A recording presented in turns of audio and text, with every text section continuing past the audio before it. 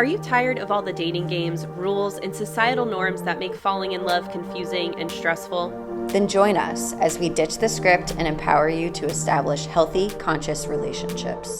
This weekly podcast breaks down popular dating reality television and educates you on healthy versus toxic dating habits. I'm Brianna, a licensed therapist. And I'm Alex, a trauma-informed and certified narcissist recovery coach. Are you ready to ditch the script? Oh my God. Hello, Mint. Hi, how are you? Hi. I love swimming. Yeah? Yeah, like dance Vibe? swimming. Yeah, Dance I don't know swimming. why. The real swimming might be a little overwhelming. Yeah, and not like safe for our computer technology in this space. Also But true. yeah. Yes. How are you? How are What's up? I'm so good. I'm so good. Life is looking pretty damn dandy, if I do say so myself. There's a lot of like really good shifts coming in my life that I'm excited for. And in the meantime, just prioritizing my own self-care to keep showing up and doing the damn thing. Like that's really, it doesn't sound very exciting, but it feels really exciting. It is exciting. Yeah. Yeah. When you're looking What forward about to, you? I'm doing really well. I recently, it's so interesting that this episode of The Bachelor happened like at this time because they go to the Bahamas. And what's so funny is that I woke up the other day, not having watched this episode yet. And I was like, I had all this energy and I was like, I so badly want to go to the Bahamas and like a sexy, like romantic little getaway. Yeah. And so I was like, oh, I'm going to call in like a partner in the year. I don't know how long this partner is going to be a part of my life, but I'm calling in someone who is like fun and sexy. And we're going to have like a sexy vacation. I have never had like a sexy romantic getaway vacation. And honestly, I'm well overdue because I deserve the fuck out of one. Hell yeah. Hell yes, you do. Oh my God. I'm really excited for this for you. Yeah. The Bahamas, like I could run there. I could run there. You could swim there. You could backstroke I could swim there. Yeah, I could backstroke. We're bringing it back. I could paddleboard there. I can't run there because there's water. Yeah. It's an island. No. Yeah. A lot of islands. But I love that for you and I'm so excited for that and I can't wait to have a full report. I'm going to call that in with you. Thank you. Please join me. Yes. And then this Bachelor episode happened and I'm like taking notes on the show, but also like rent Bahamas ATV. Resort. Noted. Okay. Yeah. Rent ATV. Shellfish. Yeah, exactly. Check. Yeah. Yeah. Like I'm trying to go to a waterside beach backyard barbecue. 100%. Yeah. With limbo. With like if there's no limbo, I'm not going. It's not real. It's not authentic if there's no limbo. Yeah. I'm so ready for that. That's what I'm calling in. It's gonna happen before 2023 has expired. Done. It's already done. Yeah. I believe it because it's already happened. It's already arrived. Yeah. It's coming in. It's coming in like the universe. Hear me roar. Yeah. Oh, it hears. It hears. And it's like, I'm ready to dish up what you're requesting, bitch. That's right. Tuck that you know what the universe said? Shirt. The universe said, I was just waiting for you to ask. Yeah. You needed to ask. That is the universe's vibe. It's like, finally, you're just now waking up to this desire of yours. Come on, girl. Yeah. Yeah. And then for the show to like air this like Bahama week, I was like, the universe is cosmic. Yeah, exactly. It's like, oh, I heard you, and I'm just letting you know it's on my radar. I'm dangling. Yeah, get to plan, bitch. It's sparkling. Yeah. Having that been said, I don't have like a date in sight yet for miles. Yet. Sure. Yet. We're adding yet at the end of that. Okay, yeah, not yet. Not yet. I will have. It's on its way. Yep. Yeah. Exactly. Also, disclaimer. I'm drinking kombucha in this hour. Me too. Oh, shut up. Oh my God. Kombucha gang. Peach Paradise. It's almost the same color. Mine's ginger lemon. Love it. So what you can expect from us is some burps. Yeah. Yeah. Yeah. Because this shit is carbonated and mine's a little spicy. It's ginger spicy. Delicious as fuck. Yeah, I had the gingerade the other day. But man, okay, so sorry, side note about kombucha. Wednesday, I woke up and I had the most intense kombucha craving. And I went into the office and I looked at my buddy and I was like, we got to walk across the street to Ralph's and I'm going to get me some kombucha stat. ASAP. So, of course, by the way, like the Ralph's we went to just got like a new reno. So they moved the booch where it usually is. And they put it in the vodka aisle. I kid you not. I did 2 laps around this grocery store looking at all the places where kombucha should, quote unquote, be located, like near the produce, near the healthy, like eatery, like prepared foods area, near the like naked juice area, in the juice aisle, which doesn't make sense because kombucha has to be refrigerated. But I was like, just at this point, I was starting to get lost. I was like, what the heck? So I finally asked a person, they're like, yeah, aisle 11. I go to aisle 11 and it's vodka and beer and wine. And I'm like, why would they put the booch here with no signage about said booch? No. So anyway, get the booch, get multiple booches because I was just on one. And I literally chug. Like, I'm not lying. Like, my body was like, give me the booch. And I chugged like 3/4. Wow, that's hard to do. Booch is hard to chug. It was so, like, my body was like, I need this. So I've been on a booch trip this entire week after that day. Because, like I said, it was... like, people were impressed, but I was like, I'm listening to my body, and it is like, give me the kombucha. So give me healthy bacteria. Give it to my gut. Which tracks after I was on antibiotics for 24 days. So I'm like, okay, my body, and I had just gotten off them. So my body was like, please depleted. Assist. Yeah. So I went to go visit my friend in North Carolina back over the summer, and we were drunk, and he just said something to me where he was like, Brianna, we are bacteria first and cognition second. True. And I was like... so fucking true. It blew my fucking mind. It blew my fucking mind. This and guy, I like this guy. Yeah. Yeah. Like, this is how I think. Yeah. And I then we had a whole conversation about it. And I went home and I was like, I'm going to start getting on my fermented food game, my probiotic game. Yeah. And... like, my gut is just absolutely thanking me for it. Absolutely. Major. Yeah. So remember that, people. Bacteria first, cognition second. It's so true. It's so true. What a great line. And it's spot fucking on. Hell yeah. Would tattoo it. Would absolutely tattoo it.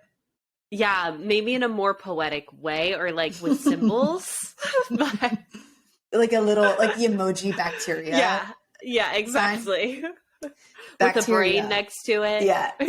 1, brain 2. Yeah. That's more poetic. I'll get my tattoo artist to work on it. Yeah. Okay. So we have some serious shit though that we need to talk about today. Yeah, we are catching up with oh my God. SK and Raven, but primarily Raven. So what we are basically checking in about is Raven recently did an interview. Yeah. We have to. And have you watched the Netflix Love is Blind reunion, like since they've added on? Like this just happened a week ago, y'all. So y'all need to watch it if you haven't yet. Okay? Yeah, you guys should watch it. So start there. And also like Nick Viall, like you can send a check in the mail, but you should also listen to specifically his podcast episode with Raven on. Regardless of how you may feel about Nick Viall, like the interview that he did with Raven, I thought was a really nice opportunity for Raven to be able to just like talk about her experience. And man, did she share? She shared. Yeah. She shared. And I want to shout this out because being in the niche that I am in mental health when it comes to narcissistic abuse and survivors who have been exposed to this, there is so much fear around expressing what you've experienced because 90% 5% of the time, other people have not witnessed the same experiences that you've had. And so I can only imagine like how much anxiety she may have had going into this to express like what happened behind closed doors with her and SK. And I just want to say, like, Raven, thank you for leading by example and speaking your truth and allowing other people who have been through similar experiences to feel heard and seen and understood. Because, girl, yeah. So I'm totally with you. And I was nervous for her. I found myself feeling nervous for her as well, which isn't interesting to reflect on, because it's like, why am I nervous for her? I'm nervous for her safety, but I like it's the thing that keeps people quiet about their experience, because they don't want to be able to suffer any repercussions of how this will make their ex-partner, and in some cases their abuser, feel in response to this. And sometimes that can be actually incredibly dangerous. So it's really important that people are careful about how they go about this. Now, Raven did specifically describe and name emotional abuse and manipulative behavior. They did not name or label any of his behavior on a narcissistic spectrum. We will. Yeah. We will.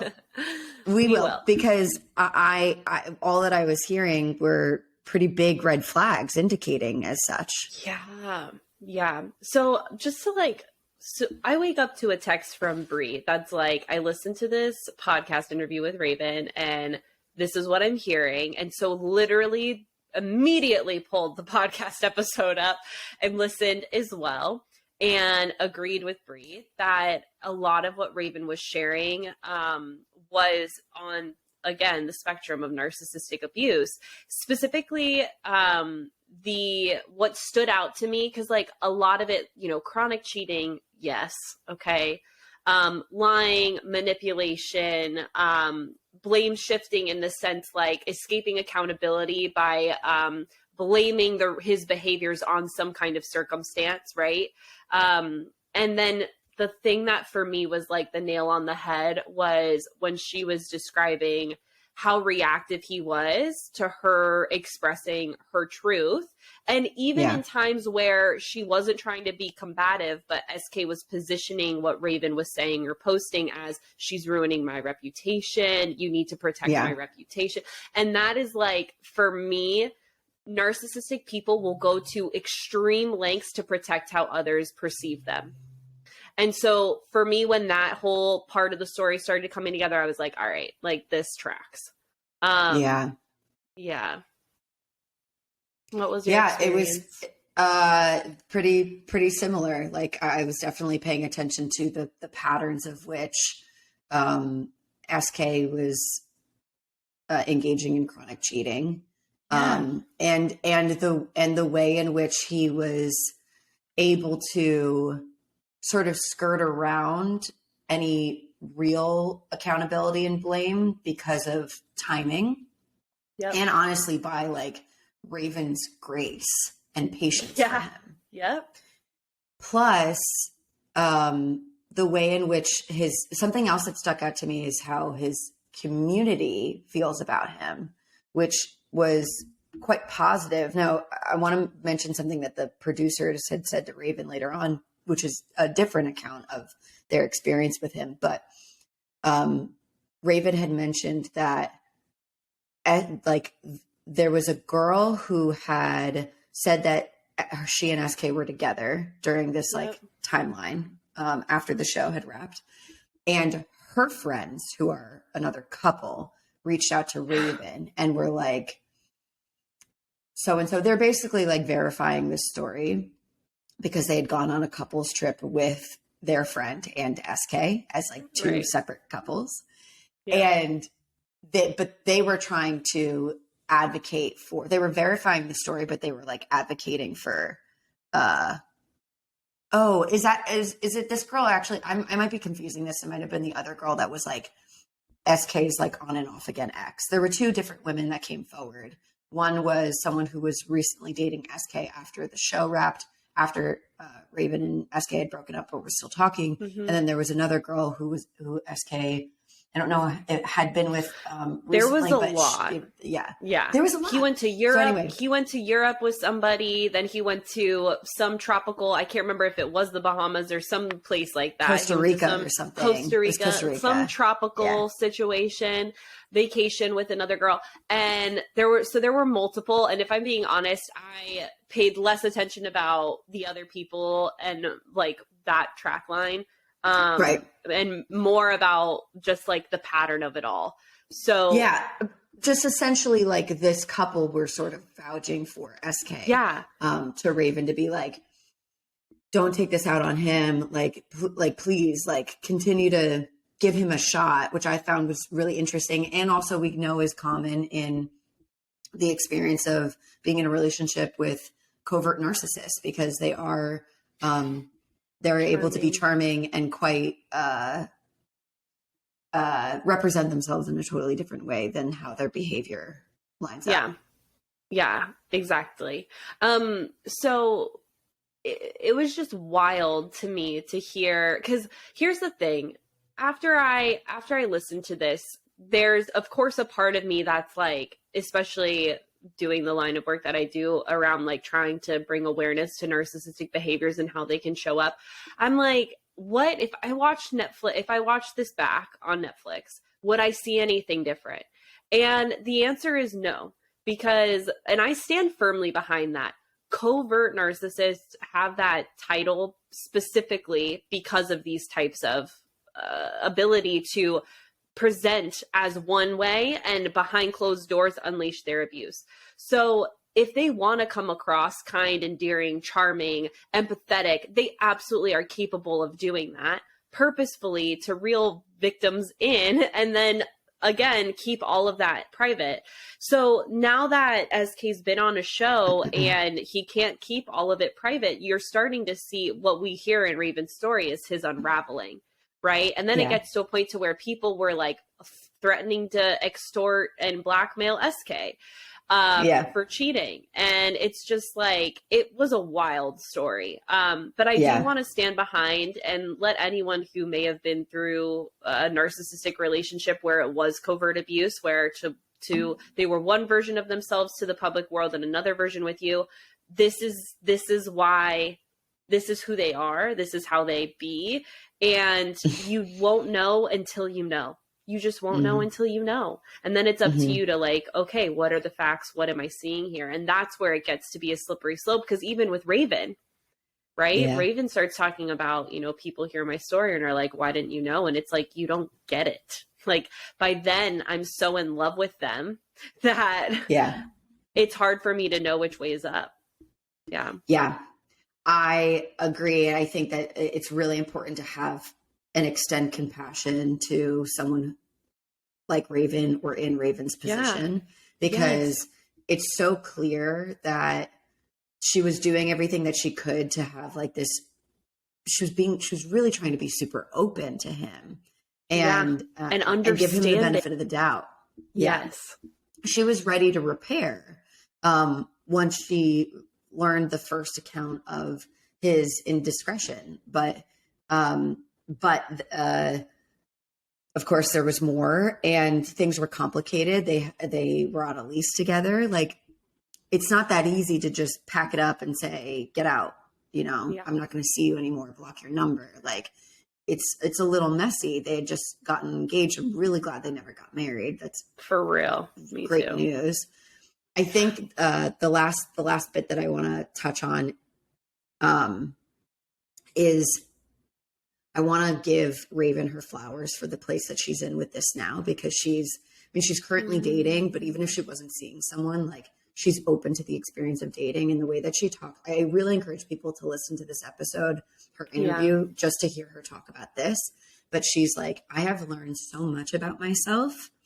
I am so much more vulnerable than I have ever been in my life. She goes, you can see on the show how guarded I was and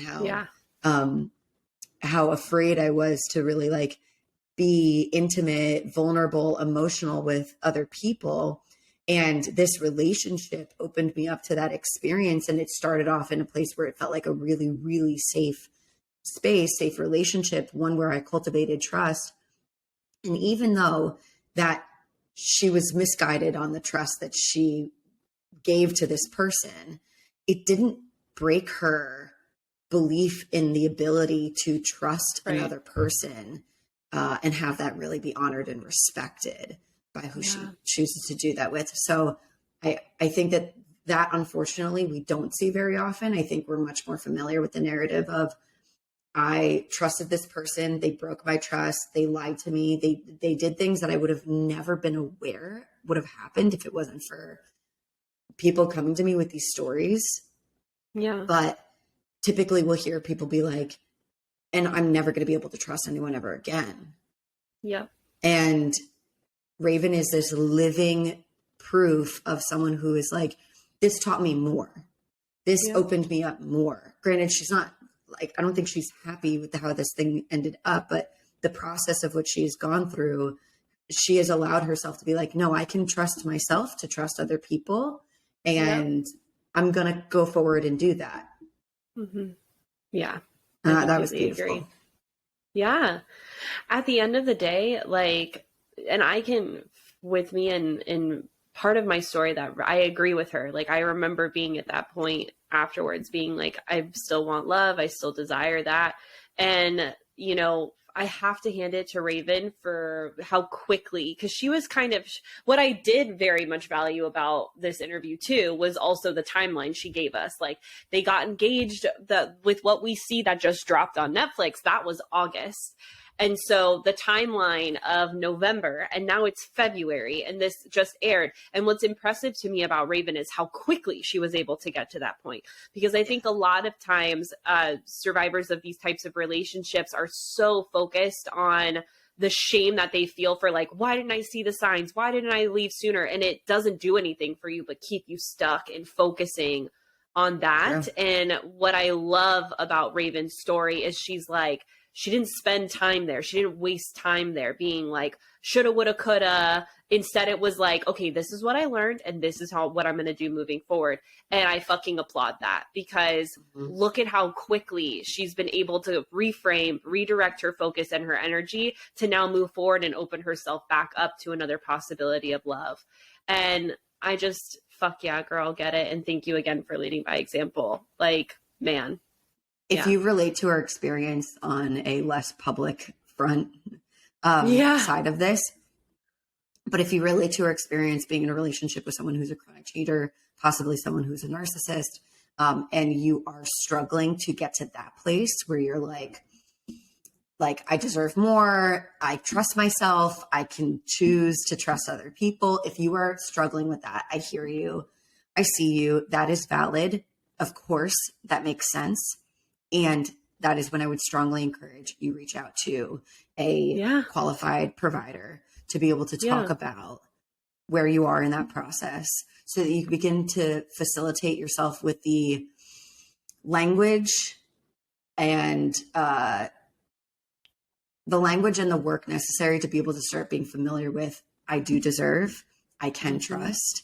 This is what it feels like in my body when I do trust. This is how my nervous system operates while I navigate meeting new people, in relationship with new people, navigating intimacy with new people. Like, you will need a qualified provider. If you are stuck, or if you feel stuck, go find that. You will be able to move through that process. Yeah. Yeah. Hope it's not lost. Exactly. Yeah, no, it's not. And there's a relationship with self that you can so develop that, one, will allow you to trust your judgment, and you'll be able to become way more aware of, like, ooh, I'm feeling anxiety. This person makes me feel unsafe. And versus, ooh, I feel really safe with this person. And then also just like bringing the awareness back to like paying attention to the little signs that maybe you've missed in previous. Me, like, I'm speaking from personal experience. I was so blinded by so many warning signs, and also my own relationship with my own gut feelings because of the gaslighting I had experienced through childhood and also past relationships. Yeah. And so I just want you to know, like, I don't want this to come like I'm talking at anyone. Like I'm talking with you in the sense that like, we feel it, we get it. I've been there for sure. I don't want to speak for Brie. And then I can also testify to like being on the other side of it and just how profound and how good it feels. It just feels so good. Yeah. So yeah, it's worth the work, and it doesn't need to feel alone. Like, you don't need to feel alone. Although I totally get how it can feel very lonely. Of course. So yeah, reach out. This is the safe space. If you're looking for a pep talk, hit us up on the DMs. We got you. Also, like, we have services to offer, depending on your level of need. So yeah, you should come to us probably. Hang out. And hang out with us. Okay. So we wanted to just open that up and maybe close it. So we hope that Raven continues to live a beautiful, beautiful life. Get it, girl.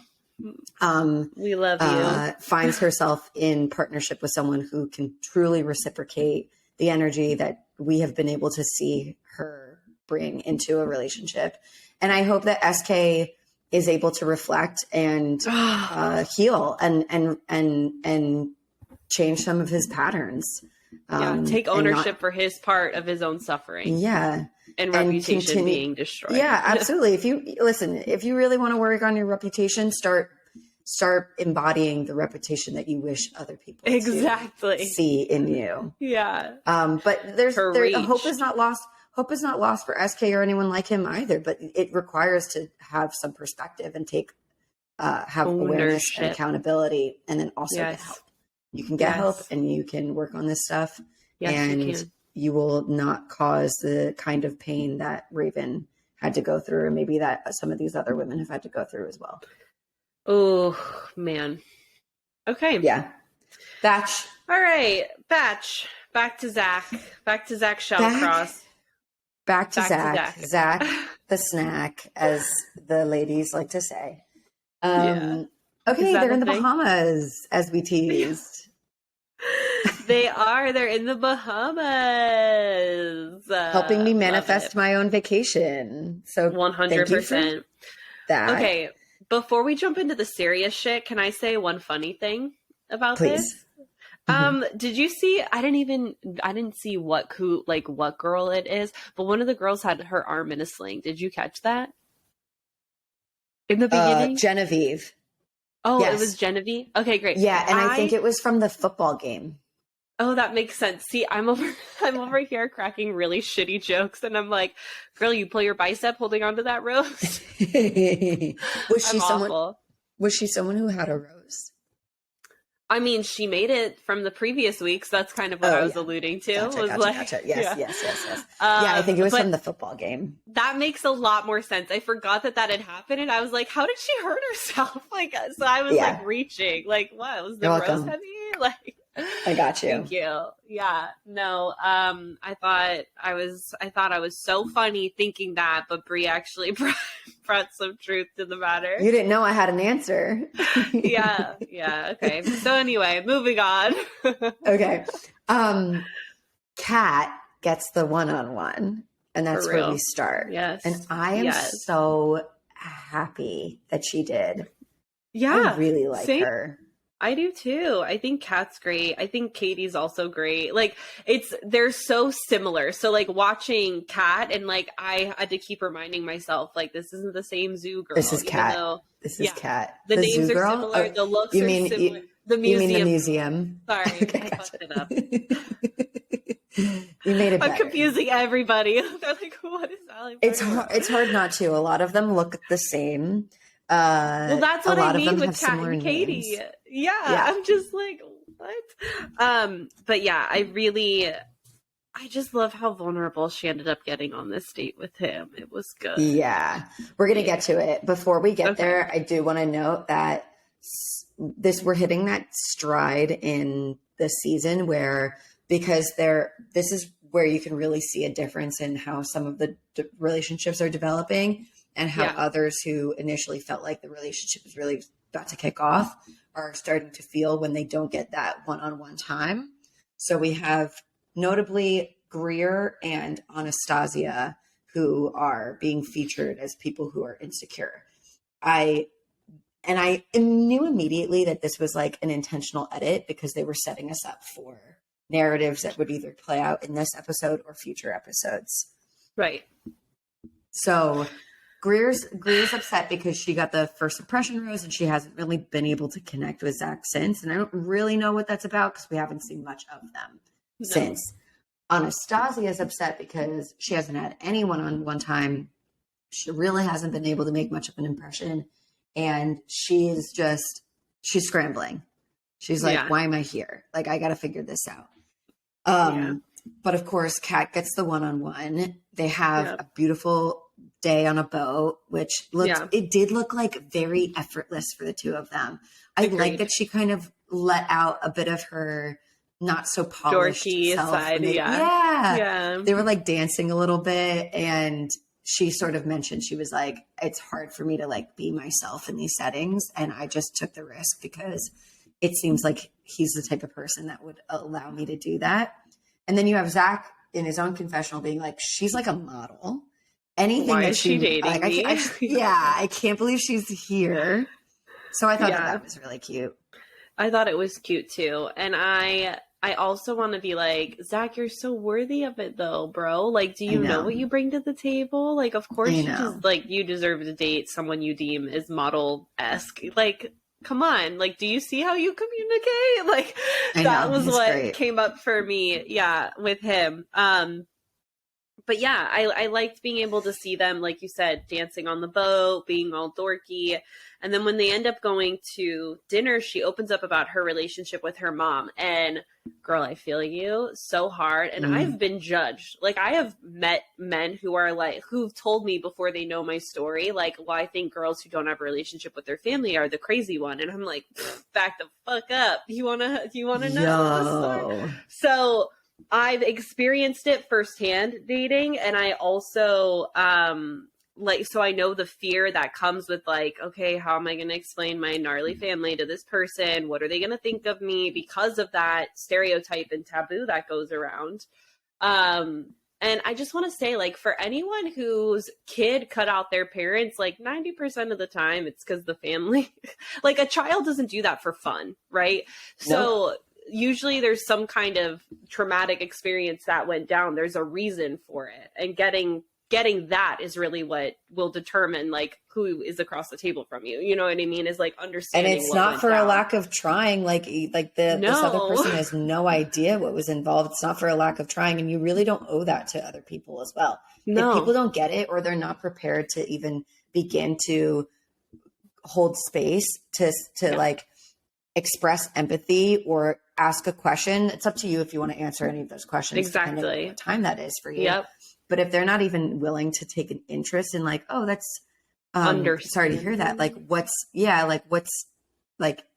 help me understand that. Oh, you're done. You're done. Mm-hmm. You're out. I just really like a saying that is stuck with me is like, don't fight with someone who's committed to misunderstanding you. Like, right. Just don't, like, you're not going to get anywhere because they're committed to projecting their belief system onto you. So it's like if someone, and Zach clearly isn't that. So I just wanted to like say shout out because like I feel you ladies, if that's, and gents, anyone who has to go through that. But I love how Zach received it and thanked her for opening up and expressed to her that she deserves to be loved just by being her. And I think she really needed to hear that. Especially in this container. Like, she's having this conversation on national television with a guy that is in a really weird, interesting dating situation. So it takes a lot of strength to do that. And I really love that Zach created a safe space for her to just offload that information. Yeah.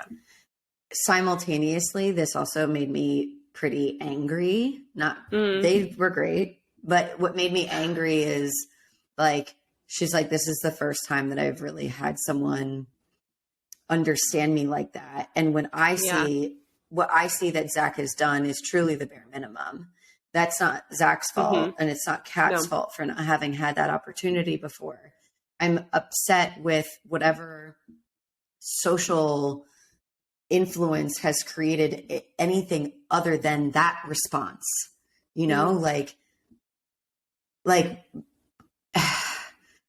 people need to do better in these moments when someone expresses something like this about their family, their upbringing, just their personal lives.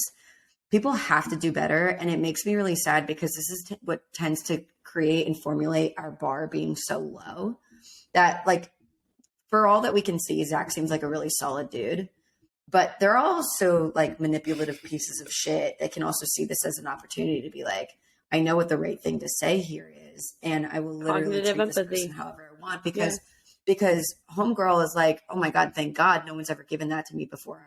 I gotta stick with you. Like, this stuff I know I'm drawing a connection here, but this stuff can actually be dangerous if we expect that this is such a unachievable thing to expect from other human beings. Like, we need to expect that level of compassion and understanding and empathy, and then a lot more as well.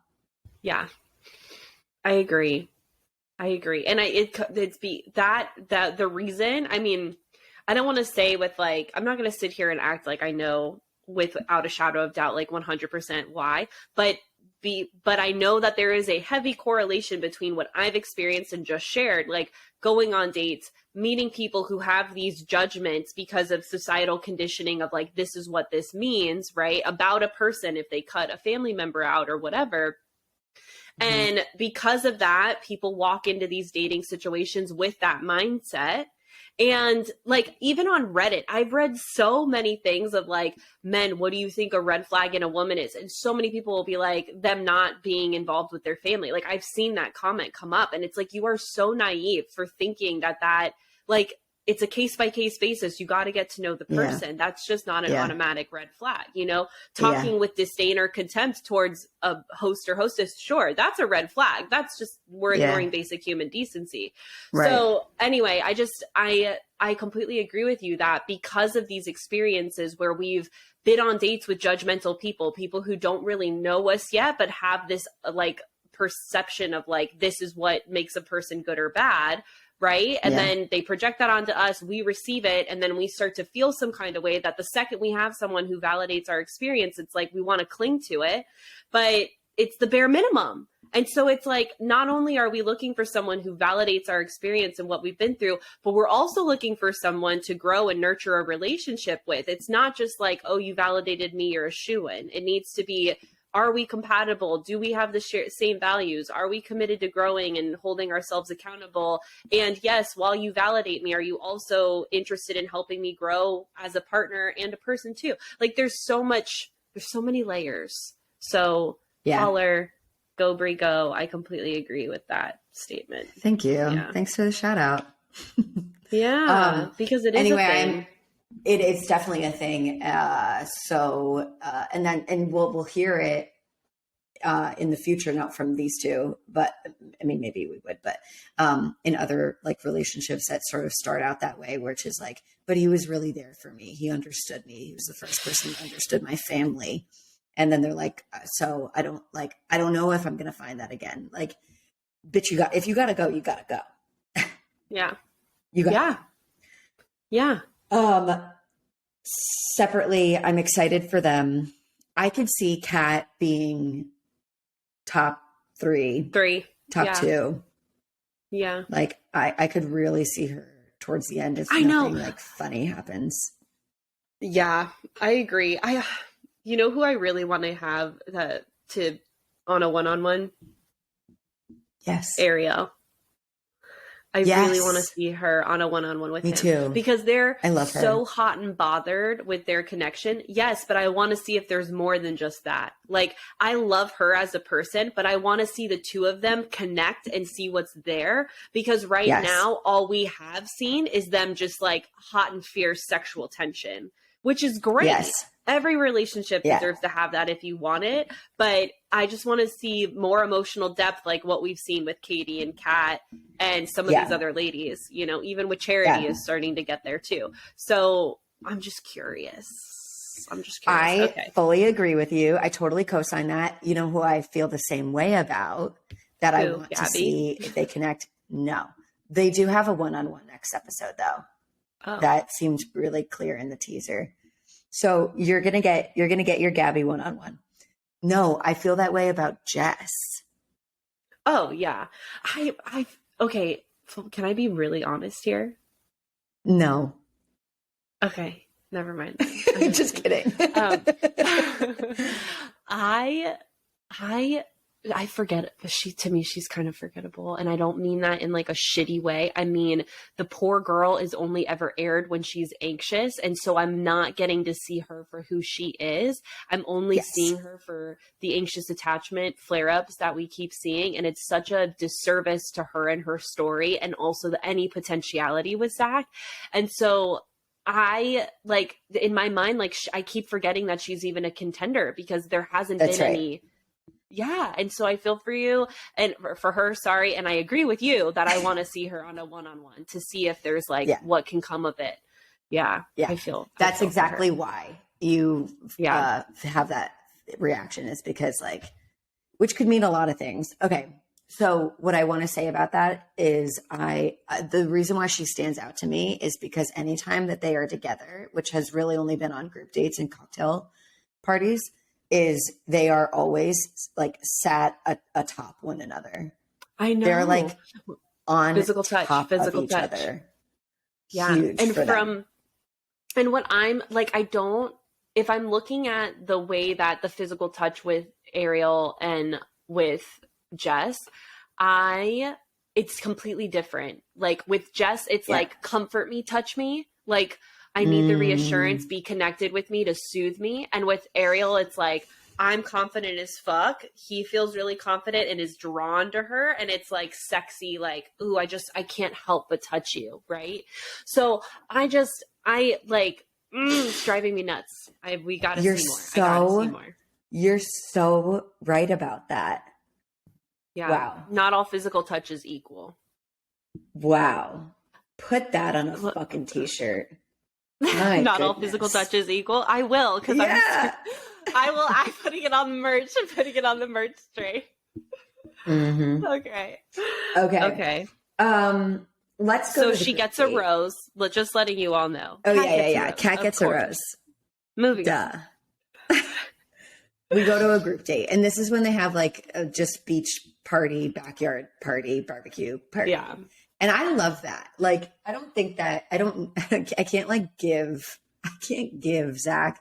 I swear to God, every time we talk about him on this show, I am about to call him some other white guy's name. I swear. John, every time, Jay, yeah, literally, like I was just about to call him Chad. Zach. Yeah, I was about to call him Josh. Like, there you go. There is always some other white man's name at the top of my brain before I go to say the word Zach. And Zach, I'm so sorry. Yeah. Anyway, I can't give Zach any credit. Yeah. I can't give Zach the credit for like these dates because I know that they're not actually planned by him.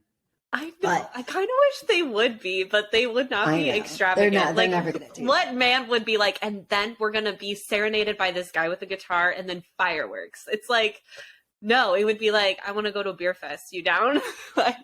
Yeah, for real. And also I'd be like, yeah, let's go. But I do love like the easy breezy backyard party. There's no competition. There's no weird battle. Dance for like Zach. It was just people hanging out. Yeah. What I thought was really interesting is that it seems like the girls that were going on this group date, there were a lot of them, sort of made an agreement among each other as a group that said, we're all going to share space with him. So I think what that meant, if I could fill in the blank here, is none of us are going to like pull him for a private chat because we know that will take all of our equal time away from him. Mm. Now, I understand this diplomatic decision, but like, listen, this is a hockey arena. If someone's going to throw their gloves off and take off a helmet and try to punch someone in the fucking face. Yeah, I know. So what we end up seeing, literally, So what we end up seeing is, again, prefaced by Anastasia's like insecurity of like, I don't know where I stand. I really need to stand out. I need to make something happen. She pulls Zach. And while this went against the diplomatic decision of the group, I couldn't fault her for doing it. Yeah. But what happened next was challenging. Agreed. So we have Kylie, who's another person who really hasn't had much one-on-one time with Zach. Kylie comes and interrupts. She's trying to be careful about it. There's no easy breezy way to do this. There's no easy way to interrupt someone's conversation and take someone away from it.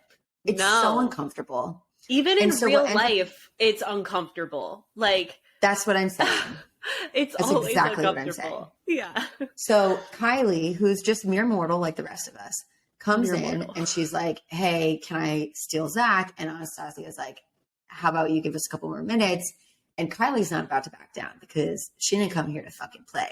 She's about to throw the gloves off. Now, she's not actually going to fight someone. And it's important that I preface this because of what happens next.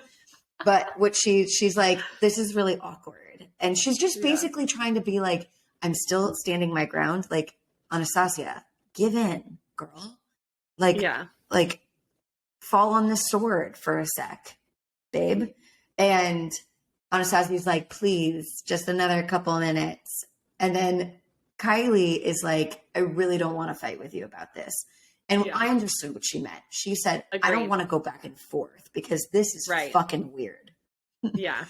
And Zach's literally in the middle, like a schoolboy sitting there like, it's super weird. And these are moments when I wish that the Bachelor or the Bachelorette would chime in. They have all the power. And cut it off. Yeah, and make an executive decision. Like, I wish that Zach would have been like, Anastasia. Yeah. Yeah, or like, I wish that he was either like, Kylie, like, if it's okay, like, would love to just give her a few more minutes. I will come get you because I know that you came here. Yeah. Or if he was like, Anastasia, it's really okay. Let's finish her chat later. Like, Kylie, let's go take a walk. You know, like, like it would have been nice if someone in this position would like step in. But of course he doesn't. And he's seeing what's happening. And maybe there's a part of him that kind of enjoys it. I'm not sure.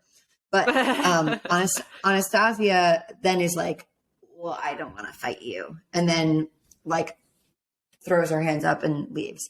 And then what ends up happening is Anastasia goes around and she starts telling people what happened. And she's like, I felt attacked, which is like, it's so classic white girl. It's so classic white girl. And like, honestly, as white women, I know. Yeah. As white women, we really need to be cognizant of when we say stuff like this or when we like, it's one thing to honor our experience and be like, that was really uncomfortable for me. It's another thing to start making assumptions, especially when it's involving women of color, that's going to wrongfully paint someone as aggressive or or violent in any way. And to be like, I feel attacked and like I didn't want to fight with her. She's telling me that she's going to fight me. Like, you have to be really fucking careful with those words, because it's one thing, again, to honor the impact of your experience, but to start saying that, like it can be really, really, really harmful to the person that you are talking about. Yeah. And I don't think that any of that got really factored into how everything played out for the rest of the group date. No. It was a hot mess express. It wasn't okay.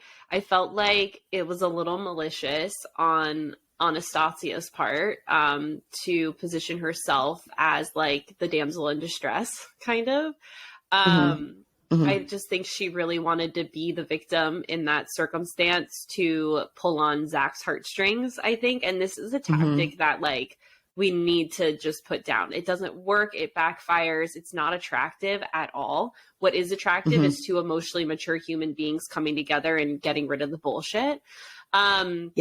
So, you know, I kind of wish that if Anastasia really felt that way, that she pulled Kylie for a chat and was just like, hey girl, like, I'm sorry that it was awkward earlier when you made this comment. It made me feel a little unsafe. I just want to make sure that we're good. Like, if that's really how you're feeling, go to the source of it. And like, if you feel the need to, bring a PA, like bring some kind of, you know what I mean? Like a third party that isn't involved in dating Zach. Like if that's, if you truly felt scared, then lean on someone who's a neutral party, right? Totally. But I really didn't feel like when you watch that back, like Kylie was non-threatening. I think she was really trying to give a voice for how she was feeling by saying like, this is awkward. Like she's trying to name like, I'm feeling uncomfortable here too. You know, like I'm with you. This is it. And I completely agree that what she meant by the fight comment was, I don't want to sit here and keep going around in circles, making everyone feel uncomfortable is what I've interpreted by fight. Not like I'm going to fight you. Like, let's go.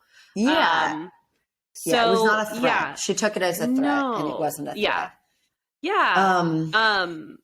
So it got really icky. And then finally, later that day, Kylie ends up pulling Zach to kind of bring that to his awareness.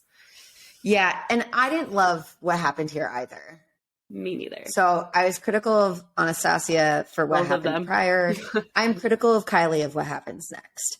Because Agreed. It's one thing to talk about and clear up, like, she thought that I wanted to fight her. I did not want to fight her. And I think it would have been sufficient enough to just, like, clear that shit up.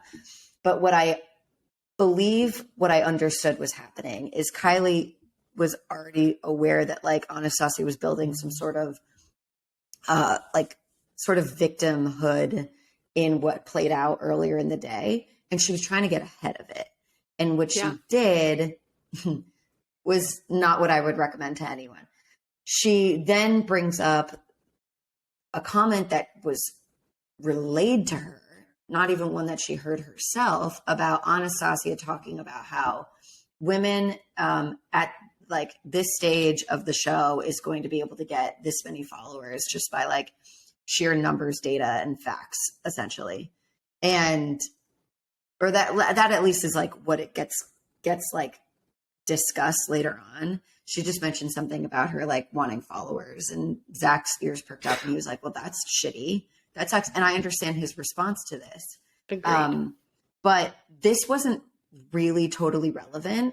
Kylie's trying to make Zach aware of this rhetoric that Anastasia is discussing when she's not on these group dates, when she's not around Zach. And, it just wasn't relevant. It wasn't relevant. It was talking defensive. about Instagram has nothing to do with how awkward she made that interaction. Exactly. And it was defensive. Yeah. It was like, listen, if you feel like you're about to eliminate me because of something that she tells you that I did, let me tell you something else that she did. Exactly. Yeah. It felt calculated. It felt like, and I know that that's why she had the reaction she did later, but we can talk about that in a minute. Yeah. Yeah. So then Zach talks to Charity about it. He gets to get clarity on the comment. Yep. And Charity talks about it. I'm going to fill in a gap here of what I think is relevant, but it wasn't discussed and it wasn't aired. So Zach also pulls Anastasia to sort of clarify, like, hey, are you really here for me?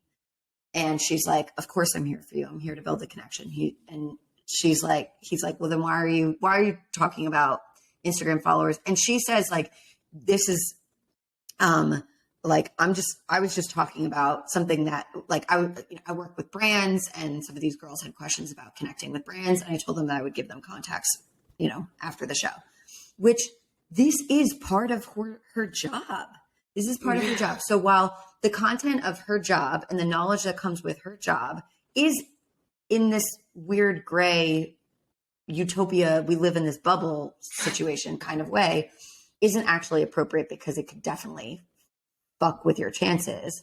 The slightest sniff or aroma of someone here for Instagram followers, like, that is a red flag. What's interesting is that she didn't like name any of the girls that were like asking her about brand deals, which like that would have been perfect time to air their shit. I know. What I think was not discussed that I think is really important is like, this is the content that is relevant to her because of her business, because of her industry. And so it is not surprising to me that these thoughts would cross her mind and that she would share them kind of randomly and out of the blue. It'd be kind of like if we were in a discussion with someone, we're having lunch, we're not working, and someone talks about their anxiety, and I'd be like, it's actually like, I have pretty good grounding exercise. Like, do you want to hear about it? Like Yeah. I might share things that are relevant to my industry, and maybe it's warranted and maybe it's not. So she's sharing information because this is relevant to her skill set. It's Right. just not the setting to share it in. And so I think it fucked her. Yeah. No. And another thing that came up to my mind, because I'm like, why? A part of me is like, why is this such a, like, I get why it's such a big deal, but I'm also like, I'm the kind of person that can be sarcastic with like humor in these moments. And I'm like, for all we know, because the whole thing, it was like they were at the airport when this came out, and it's like, heard it kind of like in passing. It's like, for all she knows, she made a comment that was more like, well, worst case scenario, we get our heart broken, but at least we have 50,000 followers on Instagram. Right. Like that's something I would say. And like, it would be like, to me, I'm like, that's funny. Right. But someone could hear that and with their eyes and ears be like, oh, so that's really what she's here for is Instagram followers. And it's like, no, like, you know what I mean? Like, not necessarily, but depending on the context of the conversation. So I just don't think it's fair to like, you know, because Instagram followers came up, to assume that that's the only reason this person's here. You know what I mean? Yeah. Agreed. So yeah, it was weird. So Kylie has this conversation with, Zach. I swear we know his name.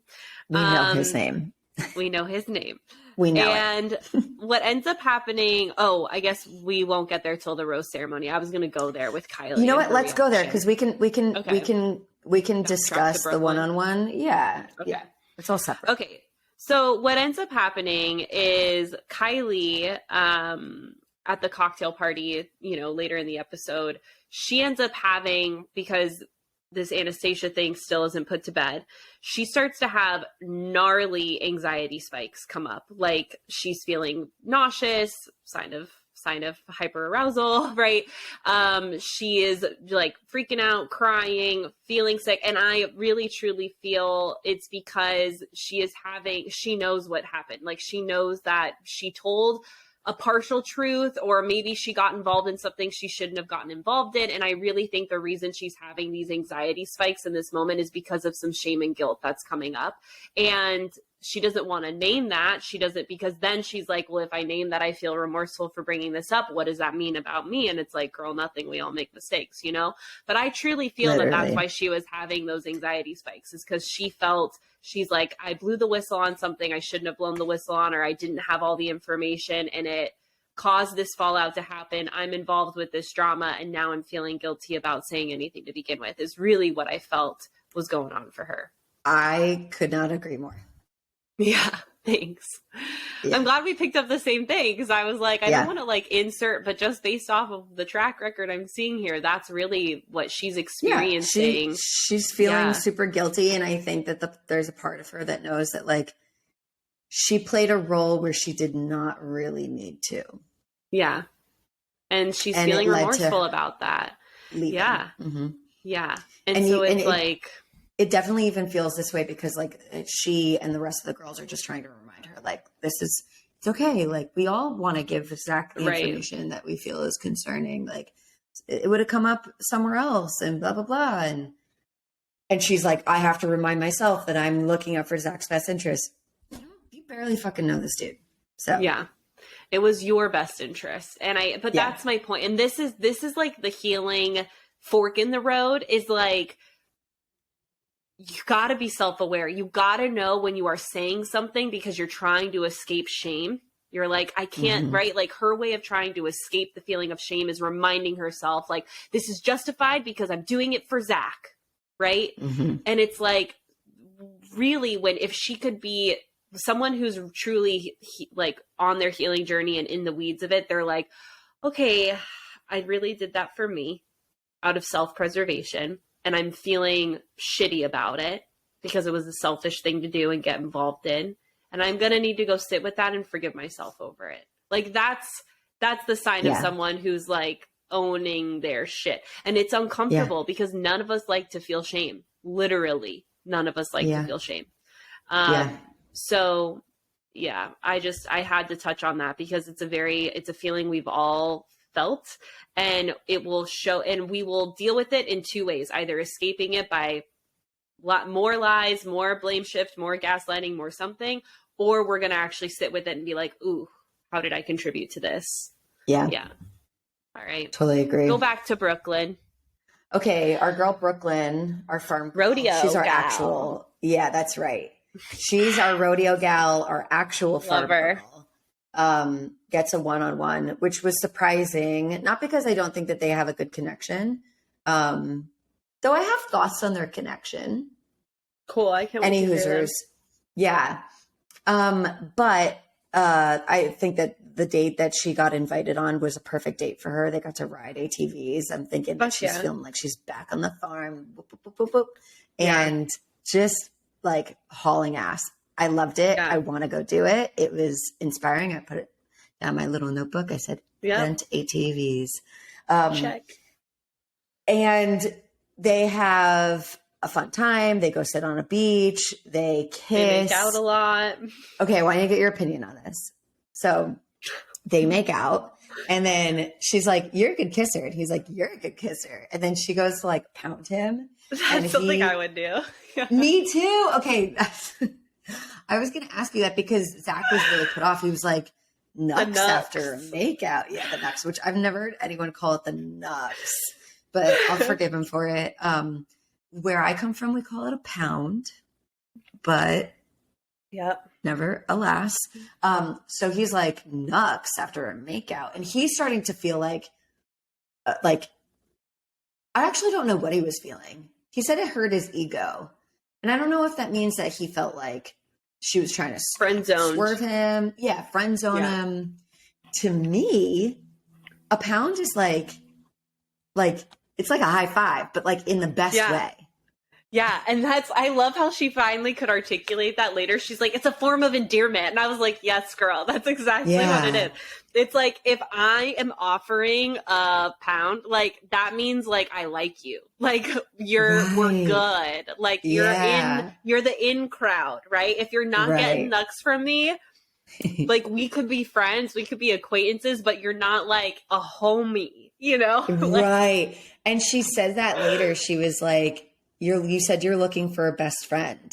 Exactly. Yes. That's best friend status. And then she caught herself because she's like, I relate to her in like this way of like flirting and like expressing femininity while you're like trying to date like a man. Like you want to be yourself, and you also want to make sure that they know that you still find them sexually and romantically attractive. Right. And that can be, you have to, not have to, but I guess it's helpful when you insert that in those moments instead of just being like kind of a bro and expecting this guy to not just feel like your bro to be. So she was like, you're looking for a best friend. Like that's best friend status. And, you know, of course, and then some. Yeah. Which I thought was kind of funny. It was so cute. I just related to it. Same. Yeah, because that's kind of like how I am on a date. Like Me too. I have absolutely, okay, full disclosure, I have absolutely either pounded or high-fived someone immediately after a makeout or after having sex.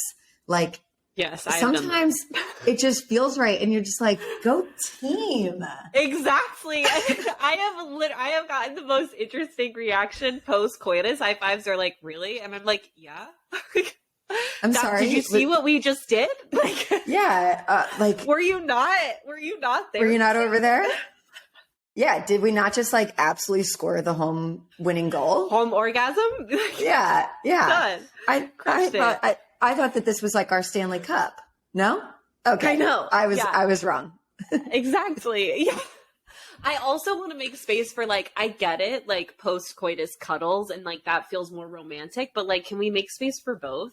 Like, let's do both.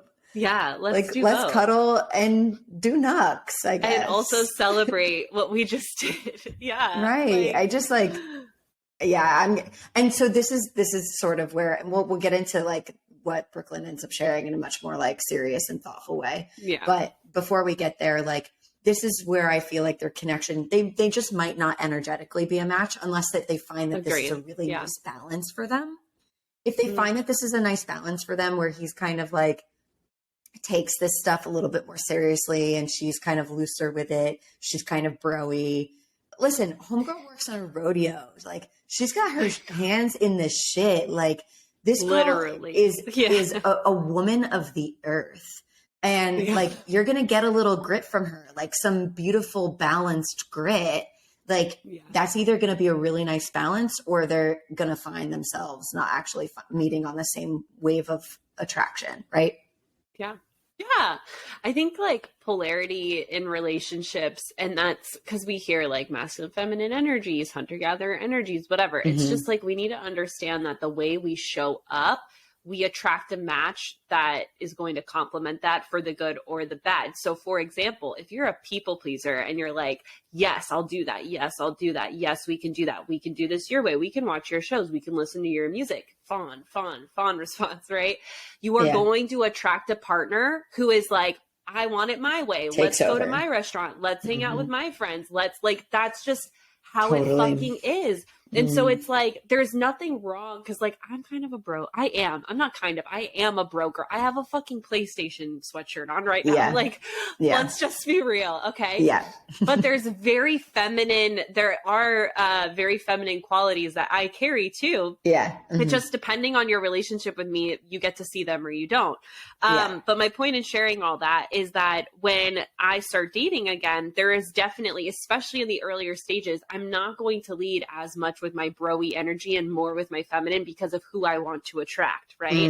But I'm still going to bring both aspects to myself to the table because I want my partner to know who I am. So I think for this, like, that's exactly what Brooklyn's doing. Like, she is being her with a sprinkle of feminine energy, right? Yes. And like Bree said, it might not be a match for Zach if he wants someone who's more feminine and less bro-y, right? And that's okay. That doesn't mean either one is good or bad. It's just an energetic match of it all. Yeah. So 100%. I'm fascinated to see, because I'm with you. I think that he's more likely to end up with the Kat or Katie type. Or an Ariel. Or an Ariel type, yes, than the Brooklyn type. And that's okay. Yeah.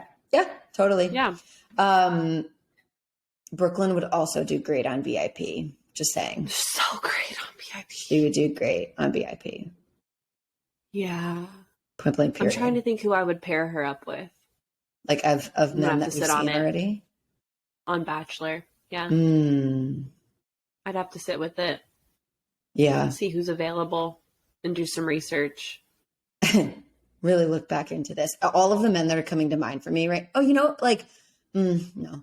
All the men that are coming to mind for me right now are people who are currently in relationships with other women.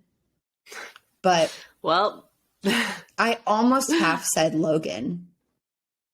Yeah, I think she would be great with Logan, because Logan has like some bro-y energy that I think would be more receptive to her bro-y energy. And he's incredibly emotionally intelligent. Exactly. And she's femme, like enough femme for him to have that magnetic, like, come cuddle with me vibes, you know? Yeah. Okay. We're shipping it. I agree. Okay. You heard it here first. I almost said Brogan. That works though. Brooklyn, Logan, Brogan. We love you guys. You haven't even met yet, but we've set you up. We're shipping it. Okay. So Brooklyn then does, I think that it was going to be beautiful if she did this as long as she felt comfortable doing this. But Zach really does seem to be like a good, solid person to be able to share intimate, vulnerable stuff with. So Brooklyn shared with him that it was important for him to know that she's come from a background of being in an emotionally, verbally, and physically abusive relationship with her ex-partner. And it seems like there's definitely some attachment stuff that like played into how she even found herself in partnership with this person, which is incredibly valid. She touched a little bit on how she didn't describe her relationship with her dad. She just said that she knew from an early age that she never wanted to be in a relationship with someone that was like her dad, or to be in a position that would have to relate to someone like him ever again. But of course, attachment styles they work really hard, you guys. And this is why it's important to be able to get familiar with where our attachment styles show up in our lives, so we can show up, we can sort of bring some awareness to what roles we find ourselves looking to fill in the people that we connect with as adults, how that connects to our upbringing, the important people in our lives growing up. Sometimes it's parents, sometimes it's not. And just to like explore that, because it can help you get to where Brooklyn is at now, which is she's like, I've learned that this is so far from like a relationship that I want to be in ever again, which I'm really proud of her. I'm really proud of her for getting out of that situation. It seemed like she suffered the effects of abuse for many, many years. And she woke up and sort of just, it struck her from a totally different perspective that this was not how she wanted to live her life. And this was not, this was not a fit for who she was clinging to, what she remembered of who she was. And I'm so grateful that she's able to reconnect with herself. And it seems like it's, she's taken some time to be able to get there. And the reason why this came up is because, Zach was, again, I swear to God, I almost called him a different name. Zach was telling her, like, he was complimenting her on her authenticity, her confidence, and the way that she was showing up since she joined the show. And she was just like, I'm so glad you noticed that. You know, this is actually a reconnection with who I am. I had to find myself after going through this experience that she described. Heavy, but important. Important. Yeah. I want to highlight a part of her story where she's like, I literally woke up one morning and just decided, like, I'm out. And that is such a thing that's like common. You kind of just wake up one day and you're like, nope, this isn't it. This isn't the life I want. And then you end up like plotting your escape for a lot of people, depending on the living situation. So I just want to say, like, for anyone who might resonate with that, please, there's the hotline, local shelters. Like, I just want to like take a moment to be like, if that is your situation, please reach out to the free resources that are available to you to help you escape these shitty situations. I'm really fucking proud of her. Like, damn. Like, not only to leave a situation like that, but to be so aware about, like, this is how that pattern came to be. And also now putting yourself out on national television again, like, very similar to what I just said about Kat. Like, you're talking about something that a lot of people can hold judgments against. And these women are showing up on national television, having these really uncomfortable conversations with a man that they like, sure, they think is really cute and has proven to them that he's an emotionally mature man, but they hardly know the guy still. Like, they're not one-on-one relationship for 6 months and now having this conversation. Like, it's been a couple weeks here. And Zach, what I love so much about Zach is he doesn't react to these things. And I think that that is such a sign of emotional maturity. Like, he truly is able to hold space consistently for these women as they share these really uncomfortable truths. And I just want to like gold star for Zach. But what it allowed for, I think it really allowed him to see her for who she is. And I think it also gives him an understanding of why she might be a little broy, right? Like, it could be a little bit of a defense mechanism for her too. It's her strength. So anyway, I really like them. I'm excited to see where it goes. But if I'm also being honest, there's a part of me that doesn't feel that it'll be for much longer. Yeah, I agree. I don't know why. I just don't see it with the two of them. Me neither. I can't really put my finger on it.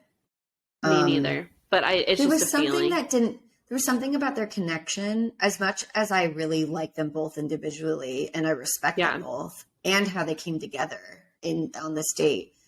There's something about their connection that just feels like it lacks maturity. It feels kind of brother-sister vibes versus like romantic vibes. Yeah. And it gives me pause for myself of like, is that what happens when sometimes bro energy comes to the forward, you know? Yeah. I mean, I think it depends on the couple and the people, right? But I think if we lead with it too much, it can kind of friend zone us. Yeah. 100%. And before you've decided that you want to friend zone. Right. Yes. Yeah. Okay. And that's why balancing the energies are so important, right? Because it's like, if I show up on a date like this, what am I attracting? right? And that doesn't mean that this version of me is bad. It's just, when do they get to see that, and how do they get to see that? What am I leading with in order to? Yeah, it's all like, it's a science. It's so fascinating to me. Yeah, very. Okay, interesting stuff. I'm going to sit with that. So Cocktail party. She gets a cocktail rose, party. so she's safe. She's good. Okay, these are people who have roses. Ariel has a rose. And I did learn, because I paid attention on this episode, that her name is pronounced Ariel, like the mermaid. The mermaid. Yeah. Ariel gets a rose from the group date. Kat has a rose from her one-on-one, and Brooklyn has a rose from her one-on-one. Zach discusses with Anastasia, as we mentioned, and Anastasia goes home. And at the cocktail party, Zach has a conversation with Davia. I want your thoughts on this. Let him rip. So they have a conversation. Davia's really honest with him and is like, you know, basically asking for reassurance, because she tells him how she's feeling, which is like, I feel behind, basically. And he reassures her in that moment. They kiss. Yeah. And so what's the surprise is he ends up sending her home at the rose ceremony.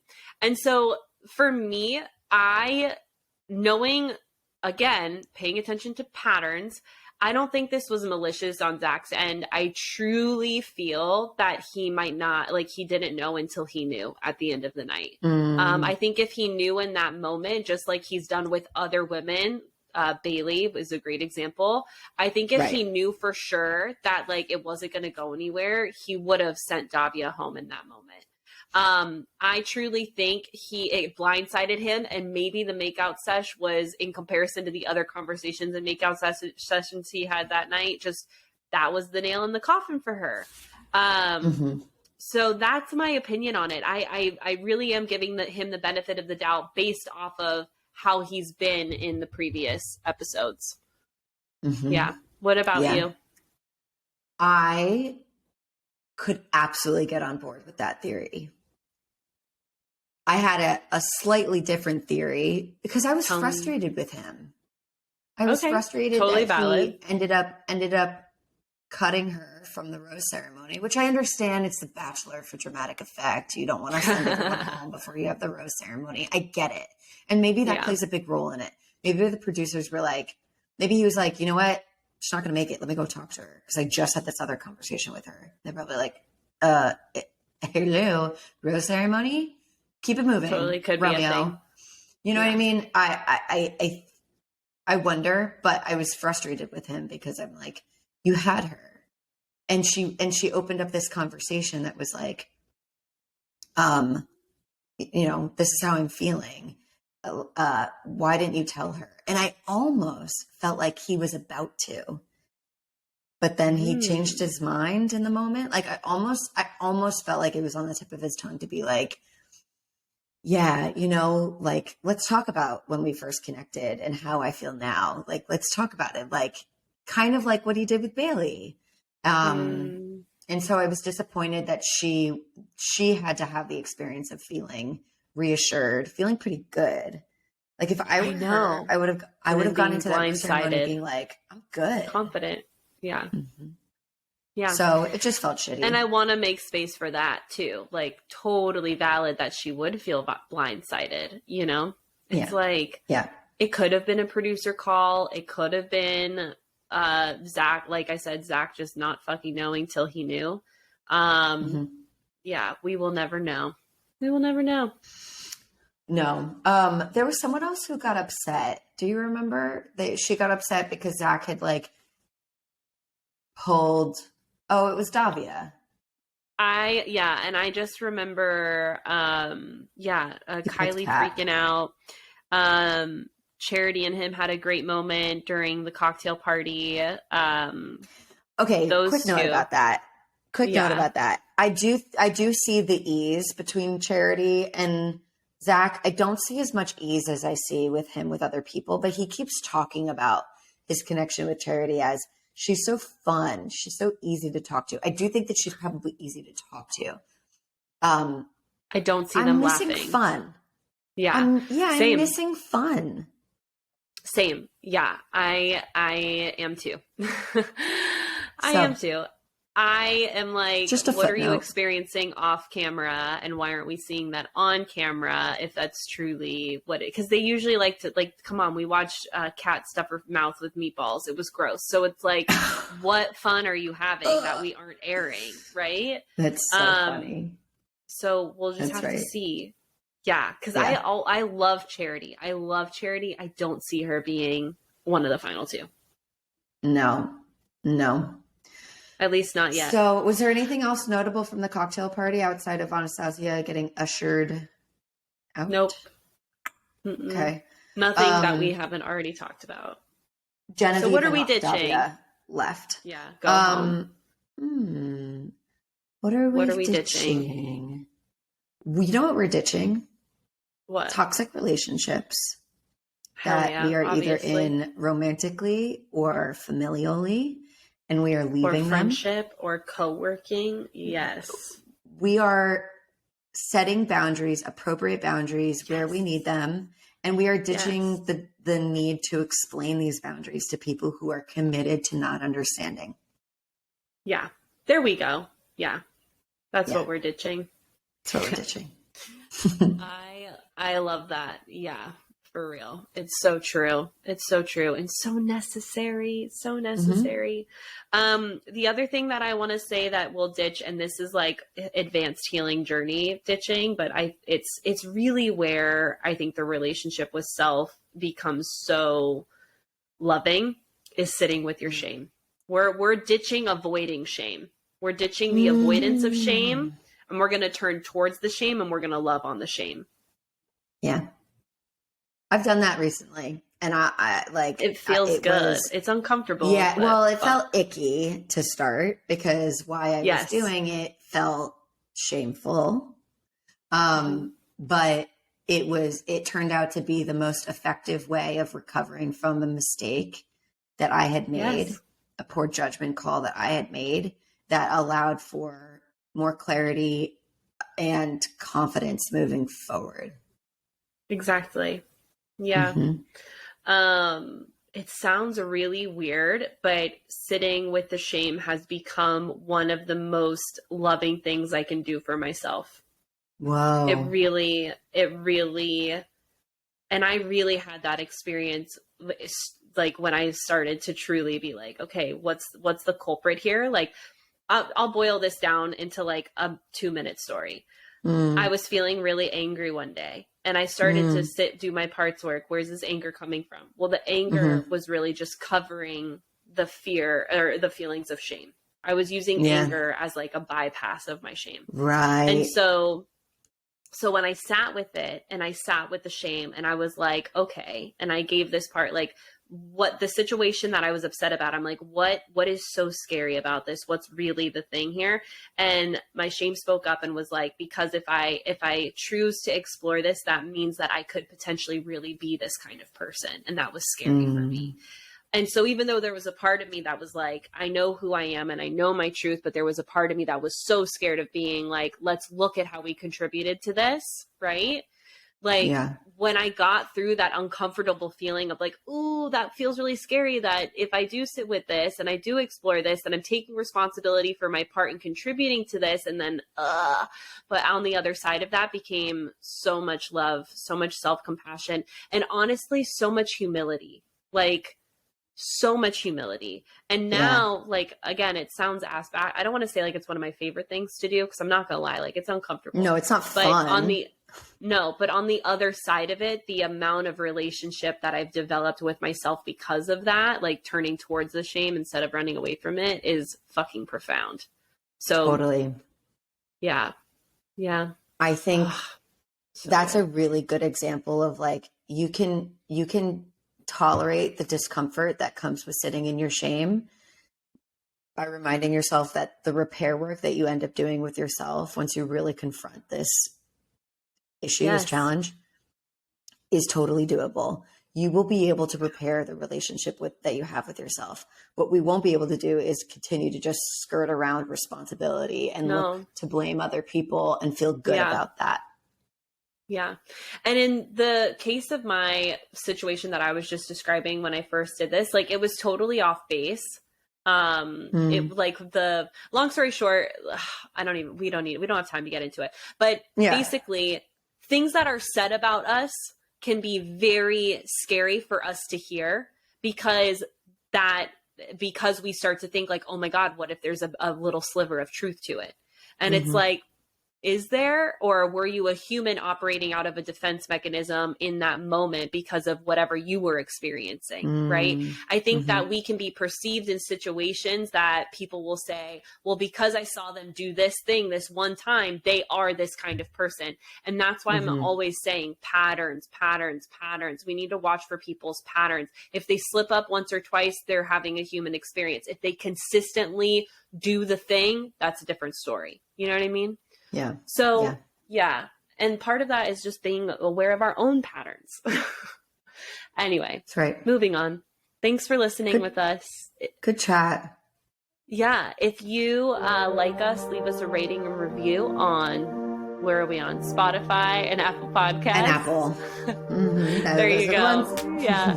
Give us a follow on Instagram and TikTok at Dish the Script Pod. And if you want us to answer a question, visit our website, dishthescriptpod.com. And if you want to apply for a mini session, dishthescriptpod.com/podcast. That's it, y'all. If you're listening and you have applied for a mini session, we're reaching out to schedule ASAP. The scheduling will be in some time. Yes. And look out for it. Look out for our emails. Look out for it. Okay. Love you guys. Bye. Bye.